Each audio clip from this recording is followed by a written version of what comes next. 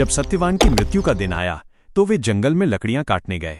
सावित्री भी उनके साथ गईं। लकड़ियां काटते समय सत्यवान को अचानक चक्कर आया और वे एक वट वृक्ष बरगद के नीचे सावित्री की गोद में सिर रखकर लेट गए। कुछ ही देर में वहां साक्षात यमराज आए और सत्यवान के प्राण लेकर दक्षिण दिशा की ओर चल दिए। सावित्री भी यमराज के पीछे पीछे चलने लगीं। यमराज ने उन्हें वापस जाने को कहा, लेकिन सावित्री ने अपनी तर्कशक्ति और धर्म की बातों से यमराज को प्रभावित कर दिया। सावित्री के साहस और पतिभक्ति को देखकर यमराज ने उन्हें 3 वरदान मांगने को कहा, सत्यवान के प्राण छोड़कर। पहला वरदान, सावित्री ने अपने अंधे सास ससुर की आंखों की रोशनी और उनका खोया हुआ राज्य वापस मांगा। हे यमराज, मेरे सास ससुर को उनकी आंखों की रोशनी और उनका खोया हुआ राज्य वापस दीजिए। सावित्री, तथास्तु। तुम्हारा दूसरा वरदान क्या है हे सावित्री?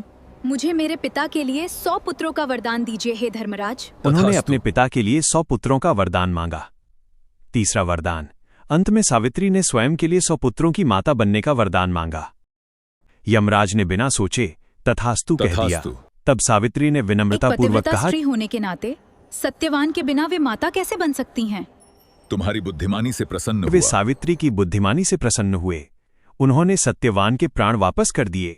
सावित्री उसी वट वृक्ष के पास लौटी और वहां सत्यवान फिर से जीवित हो गए। वापस से जिंदा हो गए। यमराज को धन्यवाद और इस वट वृक्ष को भी धन्यवाद।